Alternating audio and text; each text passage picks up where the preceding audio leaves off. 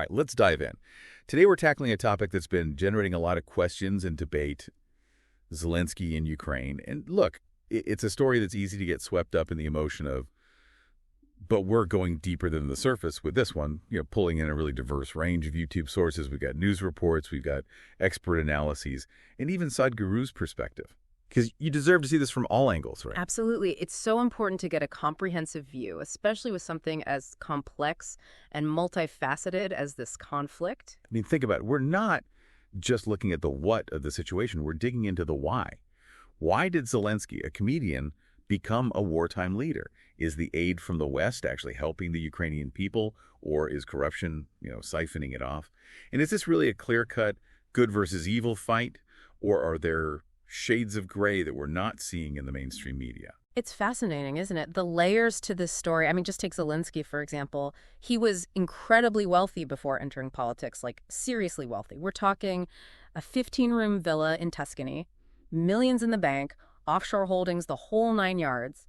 And that's a pretty stark contrast to the man of the people image he's cultivated, wouldn't you say? Yeah, no, that's a great point. I mean, it does make you wonder, does his wealth impact his decisions, his policies? Does it affect how the Ukrainian people view him, especially now with everything going on? It's definitely a factor to consider. I mean, think about it. Someone with that kind of wealth, they might have a different perspective on hardship, on sacrifice. It could potentially create a disconnect between him and the average Ukrainian citizen who's struggling to make ends meet, especially during a war. Right. That makes total sense. But he still won the presidency in 2019, and by a landslide.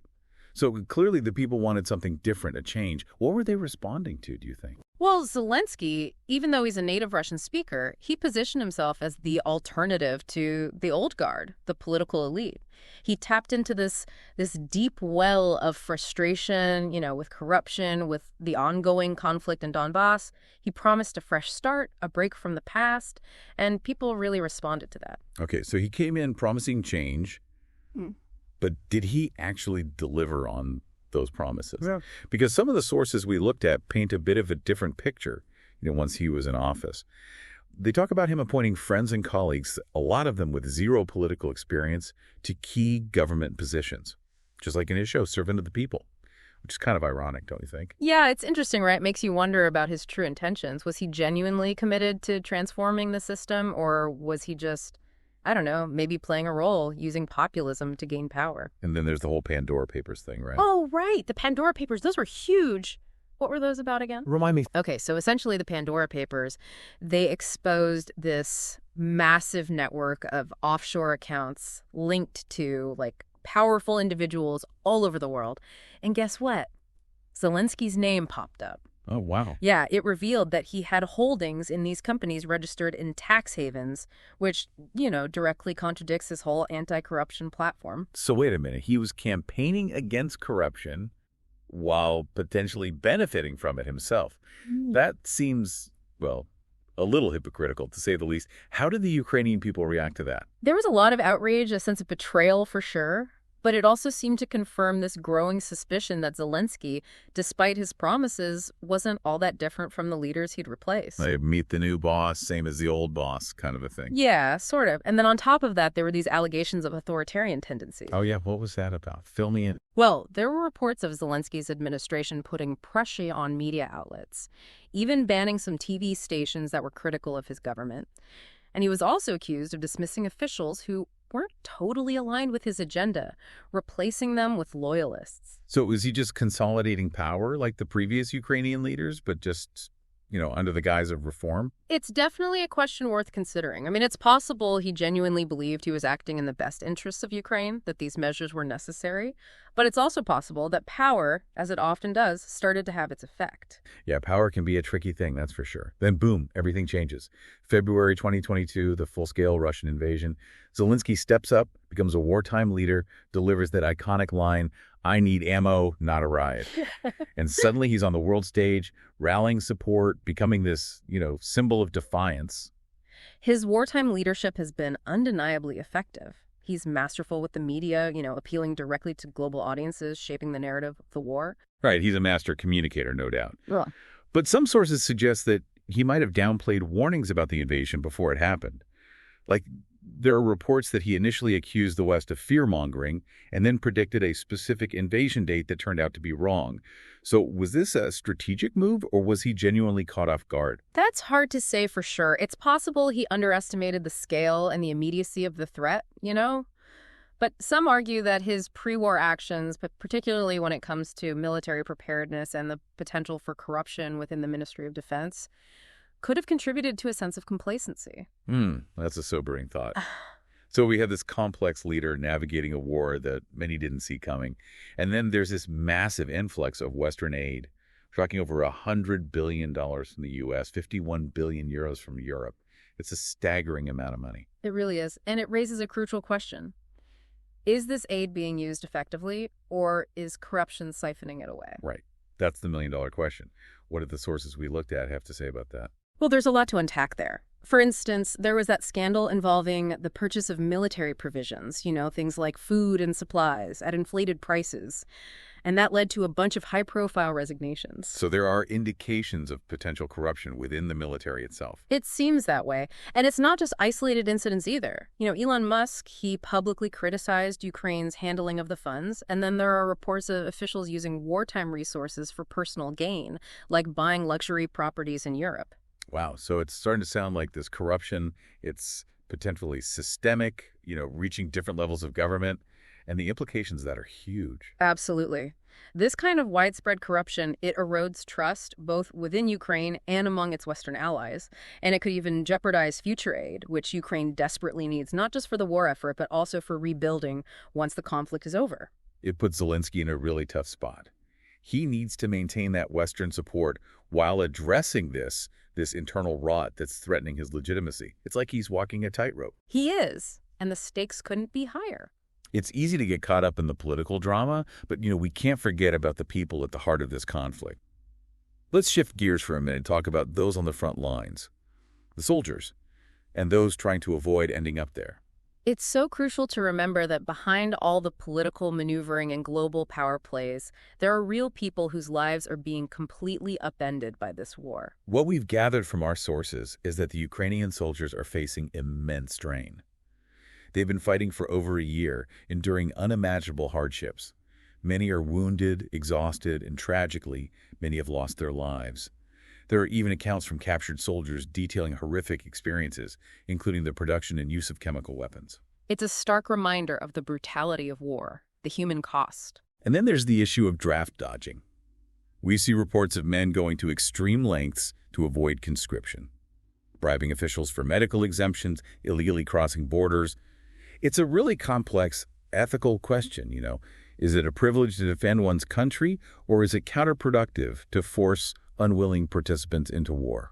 It's a deeply challenging dilemma, and while the scale of draft dodging in Ukraine seems to be smaller than in Russia, it still speaks to a growing sense of war fatigue, and it raises concerns about morale within the country. So Zelensky's government is facing yet another challenge, trying to balance the need to maintain a fighting force with the reality of this prolonged and devastating conflict. There's no easy answer there. No, it's a very difficult situation with potentially far-reaching consequences. This is heavy stuff, and we've only just scratched the surface. Now, we need to zoom out a bit, broaden our perspectives. We focused a lot on Ukraine, but as Sadhguru reminds us, we need to consider the larger forces at play, the systems that shape these kinds of conflicts. Absolutely. It's essential to step back and look at the bigger picture, understand the underlying systems and motivations that contribute to conflicts like this. Okay, I'm ready for that lens shift. What does Sadhguru bring to the table here? He challenges us to think critically about the systems that perpetuate war, that profit from human suffering. He talks about this concept of war economies, how entire industries thrive on conflict, making peace a less profitable option, unfortunately. That's a powerful concept. It really makes you think. Is the West, despite its humanitarian aid, inadvertently prolonging this conflict because of the economic benefits tied to war? Are we, as a global community, truly seeking peace? Or are we just playing our part in a system that profits from suffering? It's a difficult question, but an incredibly important one to ask. Are we truly seeking peace, or are we just pawns in a much larger, more cynical game? And that brings us back to Zelenskyy. Is he a hero fighting for his people, a pawn in a global power struggle, or something in between? There's no easy answer. What we've uncovered so far is a very complex and often contradictory picture. It's up to each individual to wrestle with this information and draw their own conclusions. We've covered a lot of ground. Zelensky's rise to power, the complexities of his leadership, the issue of corruption, the human cost of the war, and Sadhguru's perspective on the forces shaping this conflict. But we've only just begun to scratch the surface. There's so much more to explore, so many more questions to ask. We'll be back soon to delve even deeper into this complex and multifaceted story. So we just explored Sadhguru's perspective, those systems that drive conflict, especially that idea of war economies, where peace, might not be the most profitable outcome for everyone involved. It really challenges us to think differently about this whole situation in Ukraine, doesn't it? It does. It forces us to consider these broader perspectives. We often get so focused on the immediate players, the actions on the ground, but understanding the underlying systems, the motivations, that's key to grasping the true nature of what's happening. It's like Sadhguru's insights, they force us to confront some uncomfortable questions, right? Like, is the West, despite all the humanitarian aid, are they inadvertently prolonging this conflict? Because of those economic benefits associated with war, are we as a global community, are we really seeking peace? Or are we just, playing our part in this system that profits from suffering? It's important to remember we're not talking about intentional malice or a grand conspiracy here. It's more about recognizing how these systems can create these kind of perverse incentives, even when individuals within those systems have good intentions. Yeah, it's like this complex web, right, where actions have unintended consequences and good intentions can sometimes lead to outcomes that contradict the initial goals. Exactly. And understanding those dynamics, those complexities, that's key to finding a path towards a more peaceful, more sustainable solution.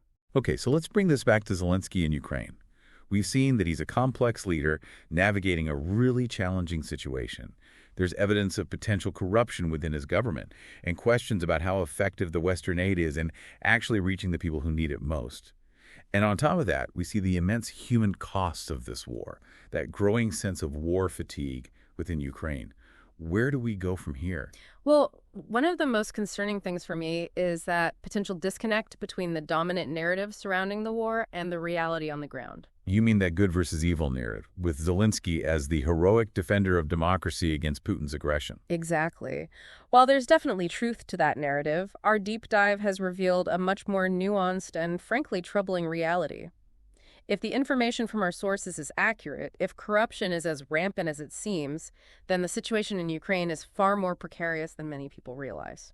So are you suggesting that the current strategy, the one that's heavily reliant on Western aid and focused on achieving a decisive military victory, could that be backfiring? It's a possibility we have to consider. Think about it. If Western aid is being siphoned off through corruption, it's not getting to the people who need it the most. It's also fueling resentment, distrust, both within Ukraine and among its international partners. And that erosion of trust, well, it could lead to a decrease in aid, leaving Ukraine even more vulnerable. That's a scary thought, a dangerous cycle.